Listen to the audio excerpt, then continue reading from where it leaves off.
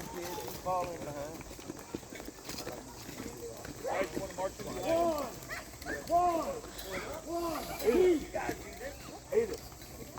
Tell you what, let's go, bud. Come on, get in.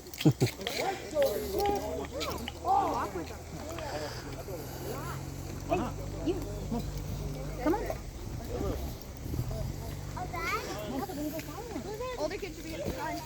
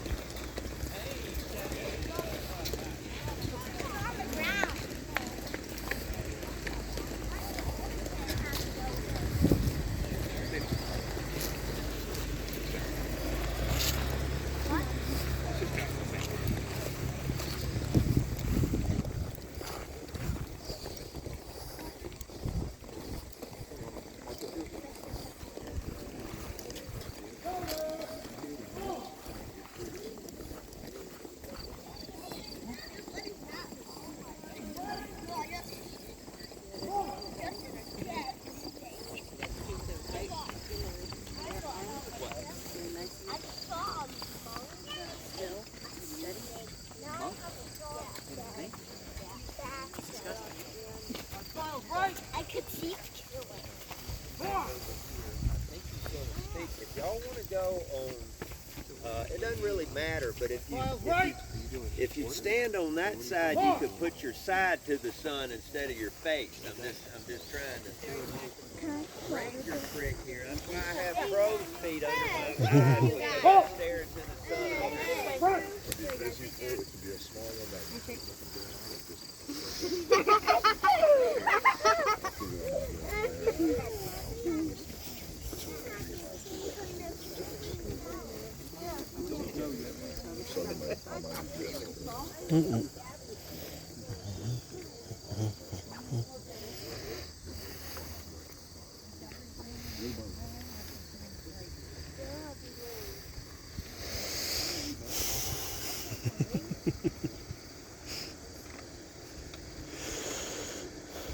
Never had a video camera on and like you just stand there and awfully silent and wonder if your microphone is working or not. Might be.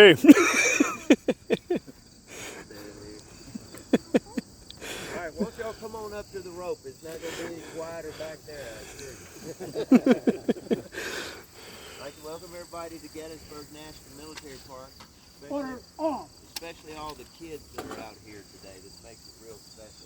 Usually at these 10 o'clock shows that we have, we get small crowds. I'm very happy to see such a large one today. A couple of things before we get going here. Common sense, people. Please don't go past the sturdy barricade that has been erected at great expense for your protection here today. Now these gentlemen in front of you are experts in the handling of Class A explosives, as they are about to demonstrate to you on this field. But therefore, when utilizing black powder, which they are not firing live rounds out here because we don't want to hit any of the tourists out there. It might be metal detectors in the woods. We won't be shooting at them out there. I've been watching y'all out here. They'll be shooting blank, but it's still loud. So if you have sensitive hearing, you know, or small children, pets, I don't see any pets, but, you know, just whoever, you know, watch out for each other. Now this is my, couple things before I introduce the group. We have Confederate artillery at stop 6 on the odd hours, 11, 1, and 3. And these gentlemen, Steuart's Brigade, will be demonstrating again at 12 and 2. You are welcome to go back to the encampment after they have concluded. But we want to get them out of this, not as hot out here today as they'll testify. Right as I just whacked on eloquently and so forth as you stand here. But no, we won't put them back in the shade, all right? So we have Confederate artillery on the odd hours, and we also have a small Union encampment, but still it's pretty cool. They have a layout of what the soldiers would have had in their haversacks, etc. And that is at the Pennsylvania line. You can show up there anytime. But they're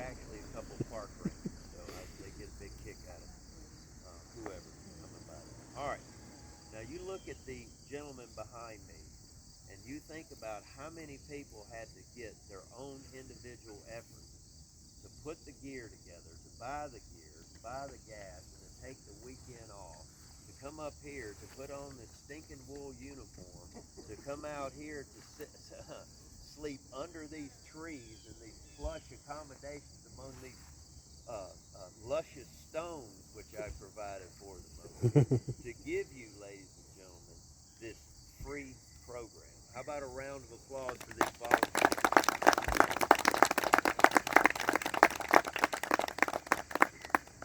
All right, I guess he's done. All right, we're here today representing Steuart's Brigade, which fought right here on Culp's Hill, Lower Culp's Hill. You see a lot of different uniforms because Steuart's Brigade was made up of troops from Maryland, Virginia, and North Carolina. So you'll see representations of each of those uniforms within these groups. Now, we're going to go through the loading process. We'll do a couple of firing demonstrations, and I see a lot of the young lads that we have wooden rifles that after we're done, if you'd like, we'd love to take the kids out in the field and march them around and do a little drilling with them if you have time. I know a lot of times you're on a schedule. All right, so now this is a 1861 Springfield musket. It's a rifled musket. What that means is there's grooves in the barrel and they go around and out. So as if you're taking a football and you're throwing a nice tight spiral, it goes farther, it goes more accurately. Because what happens is when the hammer comes down, strikes the cap, sends a spark down, which ignites the gunpowder, the bullet, which is hollow at the base, expands, grasping that rifling, and it turns it. And like I said, sends it out like a football. If you can imagine trying to throw a basketball, you're not going to have quite the same effect. All right, so a smoothbore weapon is average between 50 and 75 yards as far as accuracy. This one is actually sighted for 600 yards, but accurate between 200 and 300 yards, which is still quite a good distance. All right, so now what we're going to do is this is the what they call loading in 9 times. They practice this steps over and over and over to become proficient at firing the weapon. To be considered proficient, they wanted you to be able to fire 3 aim shots in a minute. All right, so we'll go through those steps. Obviously, once they were in a battle, they wouldn't go through the commands of each step. They would just say, load! And everybody would load and go through the steps as quickly as possible. Because the hard part is you're going through those steps, which takes about 20 seconds to load. There's guys across the field doing the exact same thing, trying to stop you from ever firing your weapon. So it's, to me, it would be a very scary experience. All right, so now we're going to face you for the first couple of steps, and then we're going to turn them around for safety reasons. We don't want anybody pointing the rifle at anyone, just in case there's a mishap. What we're going to do is I'm going to have Mike, if you would, come on out front. You're at order on. Loading 9 times, load! Now what they're doing is they're reaching around behind, grabbing at their cartridge box. In their cartridge box are 2 tins. There's 10 rounds in the top of one tin, 10 rounds in the bottom of the tin. So there's 2 tins being 40 rounds in each cartridge box. Now they're bring it up towards their teeth. The next is tear cartridge. You needed to have 2 corresponding teeth to be in the infantry. If you didn't have 2 corresponding teeth, you didn't get out of the military, you just went into the cavalry or the artillery. Charge cartridge. Sorry guys, you should be going along as well. All right, let me get them put up. That's my bad. Yeah, you guys are loading. All right, so load 9 times, load. Handle cartridge. Charge cartridge.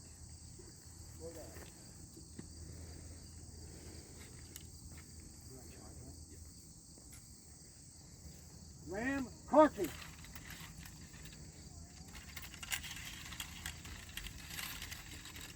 Return rammer. All right, so now the steps that they just went through is when they poured the gunpowder in, the gunpowder went to the bottom, but the bullet's at the top.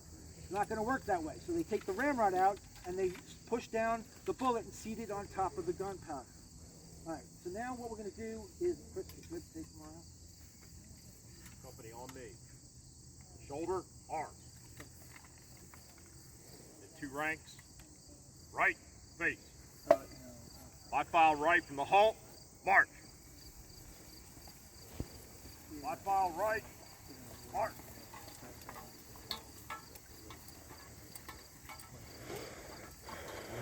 Company, halt, front. now the next step is prime. And what they're doing is they're teeing their feet. Everyone's making sure they're doing the exact same thing. They're reaching in their cap pouch, which is in the front. And there's a little brass cap that is filled with accumulated mercury. And that's what ignites the gunpowder. All right, so I heard prime, right? Prime? Shoulder, arm. Shoulder arms is the last step in the process. Once a commanding officer sees everyone in this position, he knows his company is ready and ready to fire their weapons. All right, now what we're going to do is fire as a company first. Fire by company. Ready. Aim. Fire. Load. Now what did we just tell the enemy? We told them we're empty, that we fired everything we have at you. So if they're close enough, they could certainly charge. So there's other ways that you can fire the weapon to continue firing and sending lead downfield. That was the idea because the accuracy of the weapon, you wanted to try to mask your fire downrange. So that's why they fought shoulder to shoulder in groups like this. Move to the ready. Move to the ready. All right, so another way they would do it is fire by rank. All right, so this way they're sending lead down, but there's still somebody that's loaded to help protect. Fire by rank. Rear rank. Ready. Aim. Fire. Load. Now I wait till they get about 3/4 of the way through, but the front rank is going, they're shivering a little bit. They're saying they're getting nervous. And now they want to be able to fire and protect themselves. Front rank. Ready. Aim. Fire! Load! Alright, so that's one way they sent lead down the field. They still had some weapons that were loaded to protect themselves, but it's continually sending lead down towards the enemy. Now we're going to fire by file, which is another way.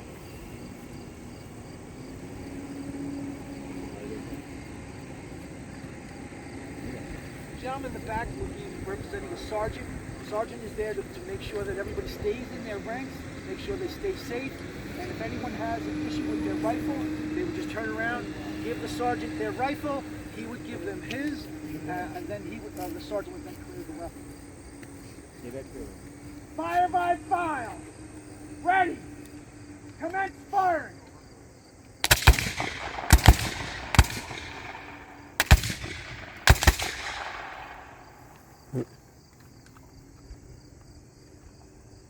Don't wait. Don't fire the first. And they're going to continue firing until they hear the word cease fire. So the idea is boom, boom, boom, and they keep sending lead. If you can imagine 1,000 guys, it only takes 20 seconds to load. By the time the fire is going down, so you have boom, boom, boom, boom, boom, boom, boom, boom, boom. So there's constantly fire going downrange. Cease fire! Cease fire. Loading holes.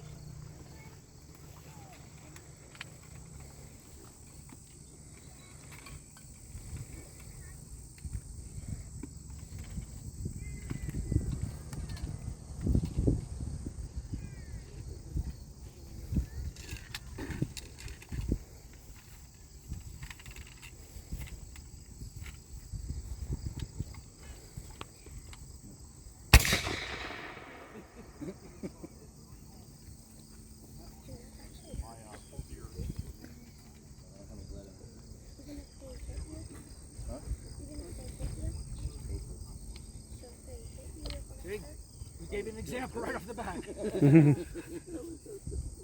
All right.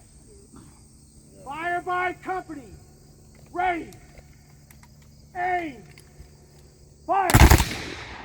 Shoulder. Arm.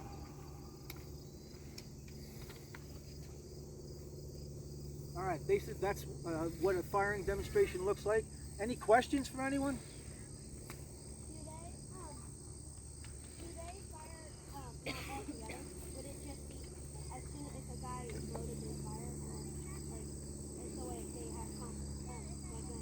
If it's independent firing, yes. And then during the fire by file, that's what happens. Fire by file, and then as soon as you're loaded, you fire again.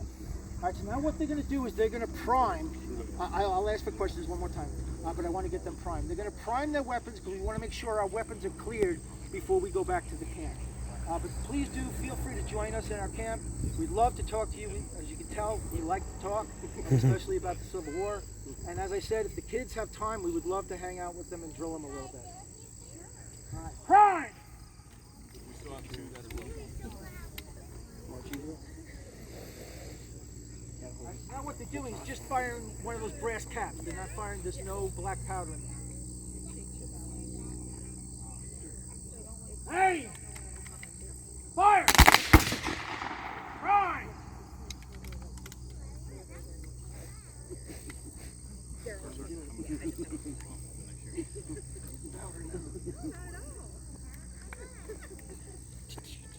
Aim! Fire! One more time. Crime!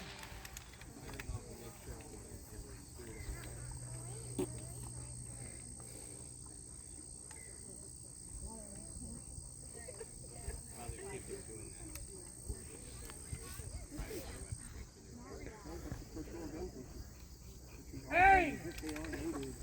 Fire! Loaded! Off! This was their way of turning on the safeties on their guns.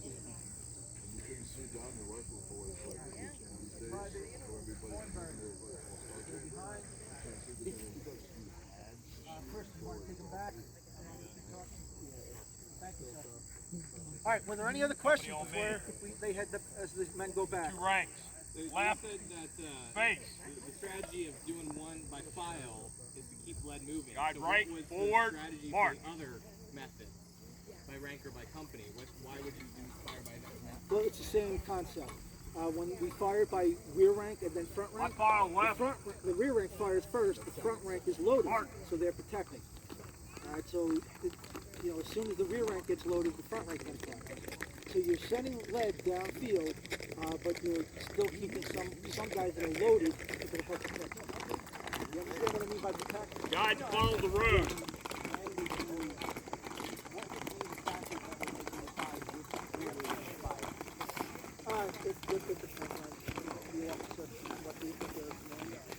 Depends on how far away the enemy is. Are you just trying to sense